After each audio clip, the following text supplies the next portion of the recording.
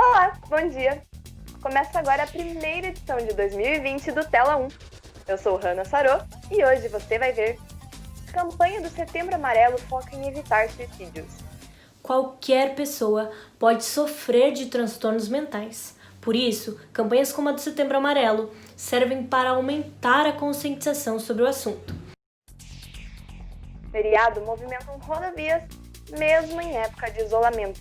Em São José dos Pinhais, as cenas parecem tiradas de arquivo, mas não são. A rua 15 de novembro, calçadão do Varejo Popular, estava assim no sábado. Campanha eleitoral municipal agora começa de forma remota. O início oficial da campanha também teve alterações. Passou de 16 de agosto para o dia 27 de setembro. Mas você já pensou sobre como estão sendo feitas as pré-campanhas em Curitiba? Crise hídrica persiste em Curitiba e região. Diariamente, 750 mil pessoas, ou cerca de 20% da população, têm o fornecimento de água suspenso no estado. Tudo isso você vê a partir de agora no Tela 1.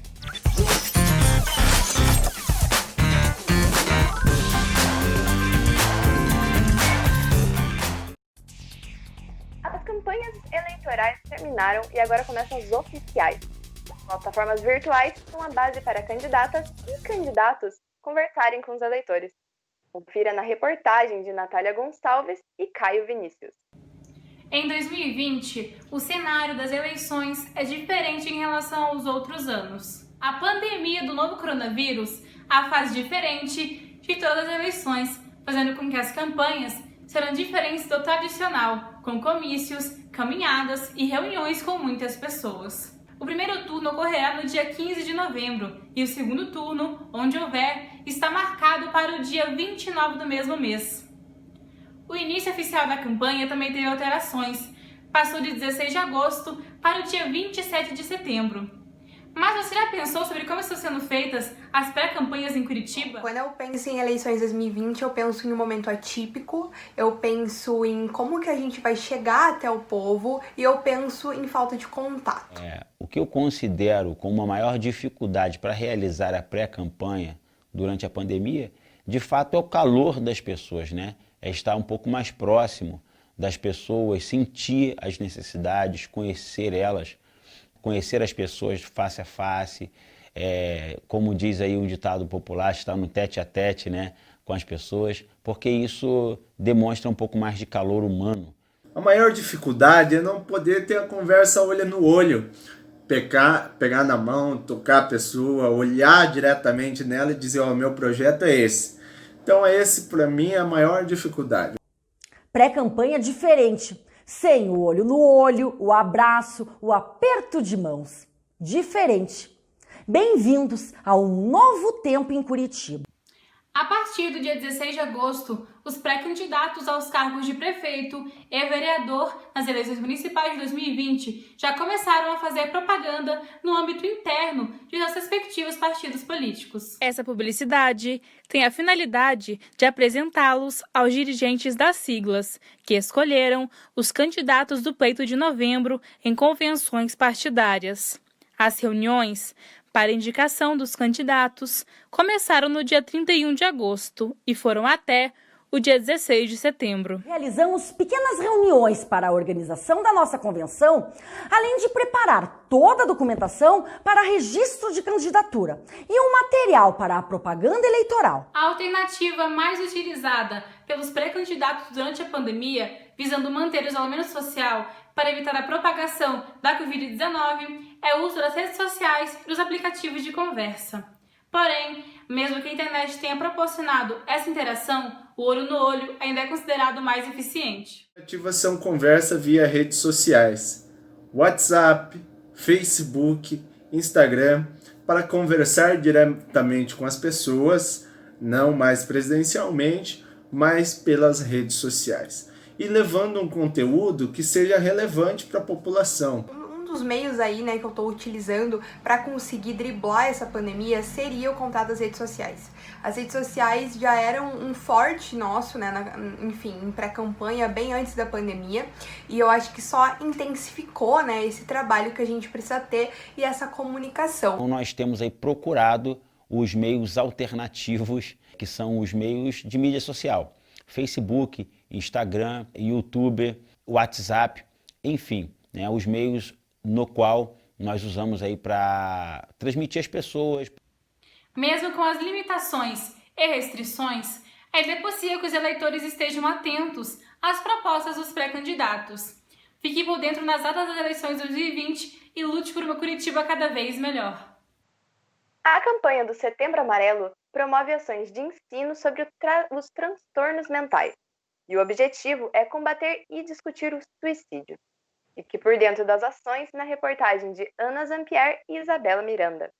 Segundo a Organização Mundial da Saúde, são registrados anualmente cerca de 800 mil suicídios. O suicídio é considerado a segunda maior causa de morte entre jovens de 15 a 29 anos, e a maioria deles é ocasionado por transtornos mentais. No mês de setembro, a missão é buscar novas estratégias para prevenção e conservação da vida. O Setembro Amarelo, né, veio numa campanha, porque viu-se um número crescente de tentativas de suicídio, não só no Brasil, mas no mundo todo, né?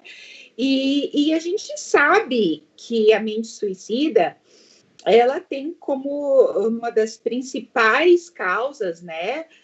Mais de 90% dos casos tem como base algum transtorno mental. Dentre eles, o mais comum é a depressão. Eu falo e, tipo assim, sempre levo comigo, sempre falo para as pessoas que Setembro Amarelo tem que ser, assim, todo ano, né? Não é só no mês, porque não é só em setembro que as pessoas querem cometer suicídio. Não é só em setembro que uma pessoa diagnosticada com depressão, ansiedade e outros transtornos. Qualquer pessoa pode sofrer de transtornos mentais. Por isso, campanhas como a do Setembro Amarelo servem para aumentar a conscientização sobre o assunto.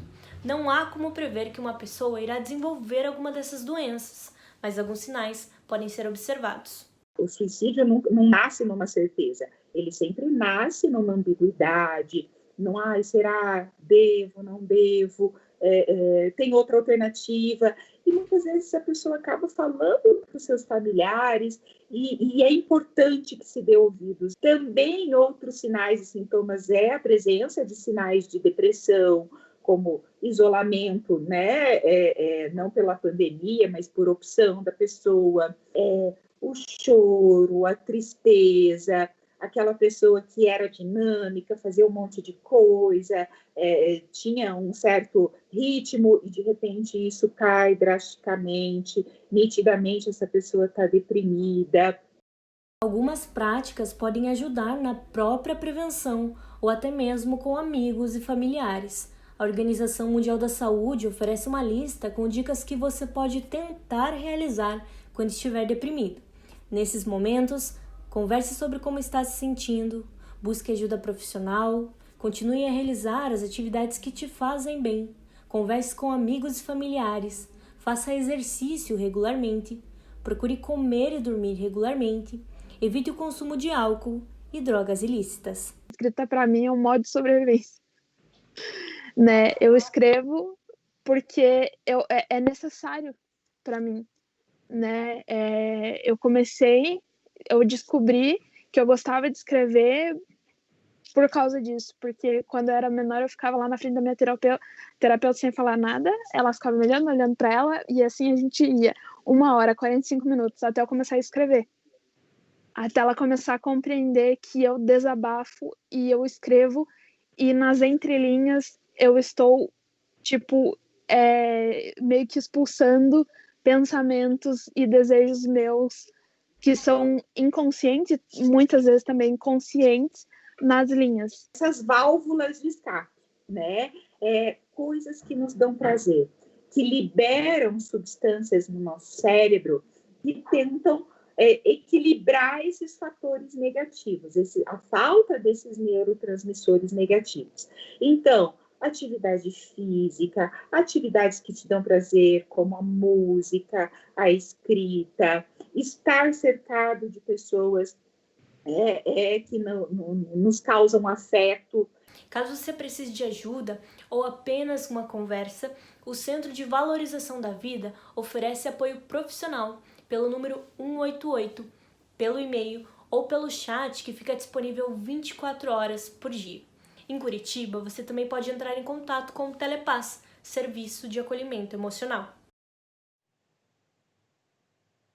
A cada dia que passa, os reservatórios estão com menos água em Curitiba e região metropolitana.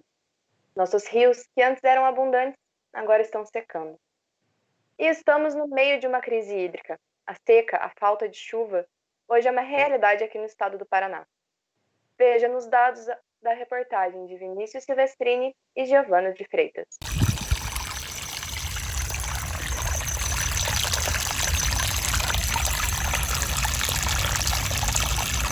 Desde maio, o governo do Paraná decretou situação de emergência. Estamos passando pela maior crise hídrica das últimas décadas no estado, enfrentando um longo período de estiagem jamais registrado. Hoje nós estamos com aproximadamente 33% do nível das barragens no sistema integrado aqui na região metropolitana de Curitiba. Se nós chegarmos a 25%, nós seremos obrigados a acionar o último estágio de rodízio, que prevê 2 dias sem água e 1 dia com água. É o nível mais severo que nós temos. E nós seremos obrigados a fazer isso para garantir o abastecimento mínimo, para garantir o mínimo de água na casa das pessoas. Bem, o assunto é sério e está cada vez mais próximo da gente. A falta de água, a estiagem. O Paraná vive uma seca, uma estiagem grave nos últimos meses, resultado de falta de chuva que a gente já vem enfrentando há mais ou menos um ano. Não chove direito no estado desde outubro do ano passado. Então é assim, o que a gente tem feito? Vendo telejornais, vendo as notícias, o rodízio cada vez mais rigoroso da Sanepar, a gente começou a tomar algumas atitudes dentro de casa. Na minha casa moro eu, meu marido e uma filha de 17 anos. Passamos a captar a água da chuva, diminuir o uso da máquina e, quando usa, reutiliza a água para limpeza, de maneira geral dentro da casa. Banhos mais rápidos, reaproveitamento da água do chuveiro. Aquela água que você deixa o chuveiro ligado até esquentar, tem um balde lá embaixo. Essa água eu uso muito para lavar roupa, para quintal, para horta. São atitudes pequenas. Deixar a torneira um pouco menos aberta na hora de lavar uma louça, ela vai enxaguar da mesma maneira, vai gastar menos. E o resultado, dentro da minha casa, a gente percebeu na conta de água. A conta, que antigamente custava quase R$200, a gente está pagando menos de R$100, ou seja, uma economia que é necessária, é importante e atitude que precisa ser adotada todos os dias. Uma atitude feita todos os dias é uma atitude que vira um hábito. E esse hábito, graças a Deus, a gente está conseguindo manter dentro de casa. Há alguns meses, os paranaenses vêm se reeducando quanto ao uso econômico e consciente de água. Foi preciso tomar medidas expressivas e cautelosas para que a água não acabe. Diariamente, 750 mil pessoas, ou cerca de 20% da população, têm o fornecimento de água suspenso no estado. Aqui está sendo complicado essa falta d'água porque a gente tem 5 pessoas e 2 crianças pequenas. E a gente tem que se controlar para não esvaziar a caixa d'água. Por um lado é bom, porque a gente está aprendendo a economizar a água, não é nem questão de valor, é questão do planeta. Mas por outro lado é ruim porque a gente estava acostumado de um jeito e agora está sendo outro. Mas eu acho que a longo prazo tudo isso para a gente vai ser bom. Para a gente aprender a economizar mesmo, independente de estar faltando água, de estar chovendo, de não estar... Eu acho que nisso tudo engloba uma coisa boa. Infelizmente, até março ou abril do ano que vem, a situação ainda continua uma situação preocupante. Se você não economizar, a água vai acabar.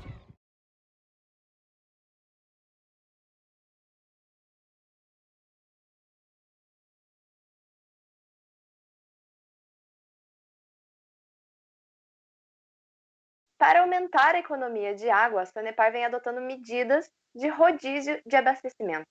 O último rodízio começou ontem, dia 28 de setembro, e vai até a quarta-feira, dia 30 de setembro. Para mais informações, é só acessar o site sanepar.com.br/grupos-rodízio. E com a volta do sol e calor no Paraná, as praias começaram a lotar novamente. Embora por conta da pandemia pelo novo coronavírus, o indicado seja permanecer em casa, no feriado prolongado do dia 7 de setembro, as estradas lotaram. Quem nos mostra isso é o repórter Igor Paulino. O feriadão da Independência movimentou as ruas, o comércio e as estradas de cidades do Paraná. Em São José dos Pinhais, as cenas parecem tiradas de arquivo, mas não são. A rua 15 de novembro, calçadão do Varejo Popular, estava assim no sábado, lotada. Está muito cheio, muitas pessoas sem máscaras, né, que a gente ficou, às vezes, com um pouco de medo, um pouco de receio, né? E a Pamela não foi a única espantada com o movimento na cidade. Olha, eu me espantei, porque mesmo com o aumento de casos, o pessoal mesmo assim tá saindo, né? Então a gente se espantou bastante. Ruas cheias, preços baixos. O fim de semana prolongado foi aproveitado pelo varejo do município, que em boa parte aderiu à campanha nacional de descontos Semana Brasil. O feriadão também marcou a volta de algumas feirinhas de rua, como a da Economia Solidária, que estava parada desde fevereiro.